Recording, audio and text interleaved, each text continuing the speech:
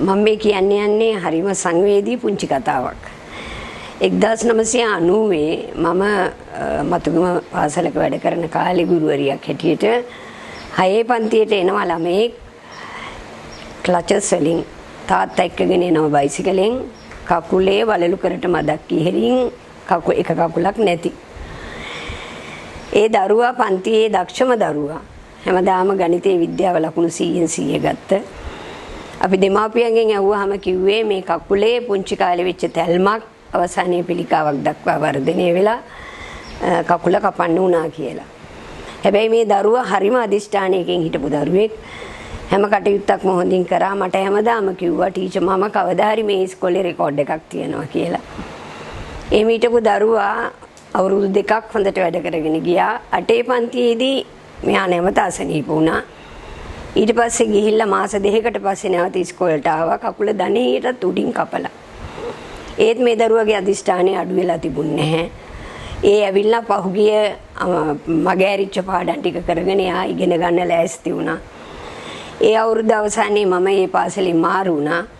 මාරු වෙලා මාස කිහිපයකදී මට පණිවිඩ ආවා ලක්මාල් නැති වුණා කියලා. ඉතින් එදා මට පුදුමාකාර සංවේගයක් දැනුණා. මෙච්චර දක්ෂ දරුවෙක් රටට ඉන්න ඕන දරුවෙක් අදිෂ්ඨානයක් තිබිච්ච දරුවෙක් නැති වෙච්ච එක. ඒ මට පිළිකා රෝගියෙක් පිළිබඳව තදින්ම දැනෙච්ච මොහොතක්. දැන් මුළු ලංකාවෙම එදාට වඩා අද වෙනකොට 3 ගුණයකින් පිළිකා රෝගීන් සංඛ්‍යාව වැඩි වෙලා තියෙනවා. ඒ නිසා ලංකාවේ ඒ අයට ප්‍රතිකාර සඳහා තියෙන සම්පත් වල හිගයක් තියෙනවා. මේ සම්පත් වර්ධනය කර ගැනීම සඳහා යම් උපකාරයක් අපිට කරන්න පුළුවන් නම් අඳුරේ අතපත ගන්නවට වඩා එක් පහනක් හෝ දැල්වීම වඩා සුදුසු නිසා අපේ චතුර සඳරුවන් දරුවාගේ සංකල්පයක් අනුව අපි ලෑස්ති වෙනවා දැන් අපේක්ෂා රෝහලට මිලියන 5කට වැඩි මුල්‍ය ආධාරයක් කරන්න.